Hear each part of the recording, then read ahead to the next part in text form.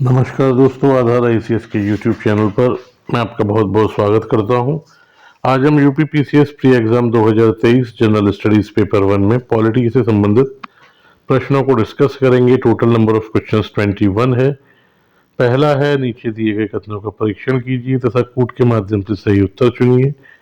राष्ट्रपति संसद का भाग है, यह कथन है। कारण है, संसद के दोनों सदनों द्वारा पारित विधेयक राष्ट्रपति की सहमति के बिना कानून नहीं बन सकता। राइट ऑप्शन होगा ए और आर दोनों सही तथा आर ए का सही स्पष्टीकरण। नेक्स्ट क्वेश्चन, नीचे उच्चतम न्यायालय को मौलिक अधिकारों के हनन को रोकने के लिए रिट जारी करने की शक्ति के संबंध में दो कथन दिए गए हैं। सही आपको बताना है इसमें। पहला है, उच्चतम न्यायालय को यह शक्ति प्रदत्त है कि वह बंदी प्रत्यक्षीकरण, परमादेश, प्रतिषेध, अधिकार प्रक्षा और उत्प्रेषण रिट जो भी मूलाधिकारों को लागू करने के लिए समुचित हो, उस रिट का प्रयोग कर सकती है। दूसरा है, संसद को अधिकार है कि वह कानून बनाकर किसी अन्य न्यायालय को अपनी आधिकारिक स्थानीय सीमाओं के भीतर उच्चतम न्यायालय को दी गई इन शक्तियों का प्रयोग कर सकता है। इसका जो राइट आंसर होगा वो होगा डी। ए और बी दोनों ही सही हैं, दोनों ही स्टेटमेंट इसमें। नेक्स्ट क्वेश्चन, निम्नलिखित को सही सुमेलित करना है आपको। अनुच्छेद 324 दिया है राष्ट्रीय अनुसूचित जाति आयोग, अनुच्छेद 315 वित्त आयोग, 280 लोक सेवा आयोग, 338 निर्वाचन आयोग। तो इनको क्या है, मैच करना है आपको। जो राइट आंसर होगा वो होगा ए, यानी 4321 324 निर्वाचन आयोग, 315 लोक सेवा आयोग, 280 वित्त आयोग और 338 राष्ट्रीय अनुसूचित जाति आयोग।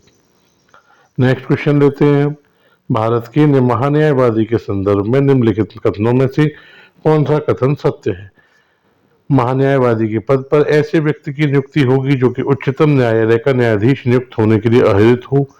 महान्यायवादी को उनके पद से उसी प्रक्रिया से हटाया जा सकता है जैसे उच्चतम न्यायालय के न्यायाधीशों को। इसका जो राइट आंसर होगा वो होगा डी, यानी केवल एक सही। ठीक है, क्योंकि आपको पता होगा कि राष्ट्रपति की प्रसाद पर्यंत पद धारण करते हैं महान्यायवादी। नेक्स्ट, भारत के एक राज्य में विधान परिषद के गठन के संदर्भ में निम्नलिखित में से कौन सा कथन सत्य है। एक विधान परिषद में उस राज्य की विधानसभा की कुल सदस्य संख्या के 1/3 से अधिक सदस्य नहीं हो सकते। दूसरा स्टेटमेंट है, एक राज्य की विधान परिषद में कम से कम 40 सदस्य अवश्य होना चाहिए। जो राइट आंसर होगा इसका वो होगा ए। एक और दो दोनों सही हैं। नेक्स्ट, भारत के उपराष्ट्रपति का निर्वाचन जिसे सर्वोच्च न्यायालय द्वारा शून्य घोषित किया गया है के संबंध में निम्नलिखित में से कौन सा कथन सत्य है। उपराष्ट्रपति के रूप में इस प्रकार की घोषणा से पूर्व उसके द्वारा किए गए कार्य विधिमान्य होते हैं। दूसरा है, उपराष्ट्रपति के रूप में इस प्रकार की घोषणा होने के दिन उसके द्वारा किए गए कार्य विधिमान्य नहीं होते। और जो सही है वो है बी, केवल एक सही, क्योंकि उस दिन उसने जो काम किए हैं, जिस दिन घोषणा की गई है, वो काम भी विधिमान्य होते हैं। नेक्स्ट, निम्नलिखित घटनाओं पर विचार कीजिए तथा उन्हें सही कालानुक्रम में व्यवस्थित कीजिए। प्रारूप समिति की नियुक्ति, भारतीय संविधान को अंगीकृत एवं अधिनियमित किया, भारतीय संविधान के प्रवृत्त होने की तिथि, संविधान सभा की प्रथम बैठक। तो इनको क्या है, आपको मैच करना है। इनका जो राइट आंसर है वो है ए, 4 1 2 3, यानी संविधान सभा की प्रथम बैठक ये हुई थी 9 दिसंबर 1946 को। प्रारूप समिति की नियुक्ति 20 अगस्त 1947।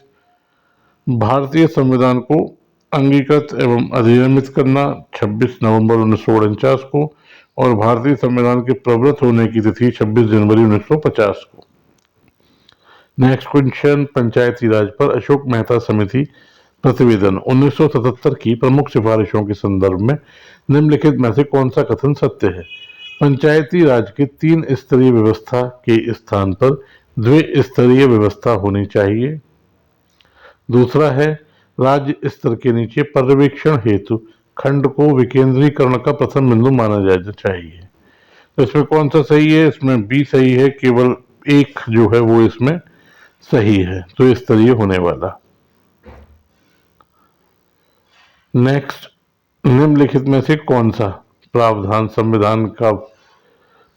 संविधान का भाग सही सुमेलित नहीं है।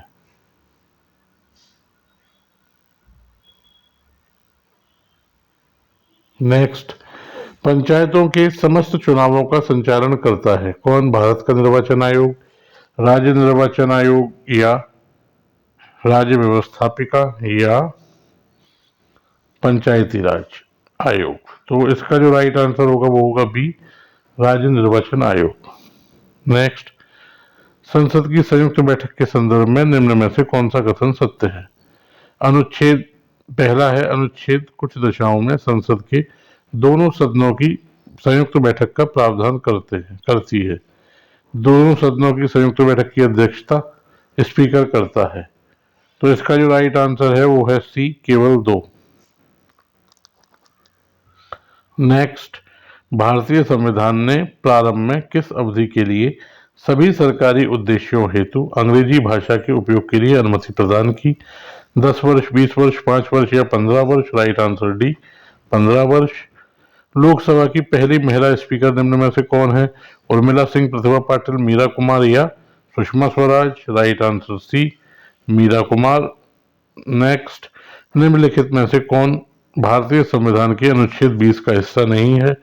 दोहरे दंड की धारा, कायोत्तर वृद्धि, यातना के विरुद्ध निषेध, स्वयं अपने विरुद्ध साक्षी होने से निषेध।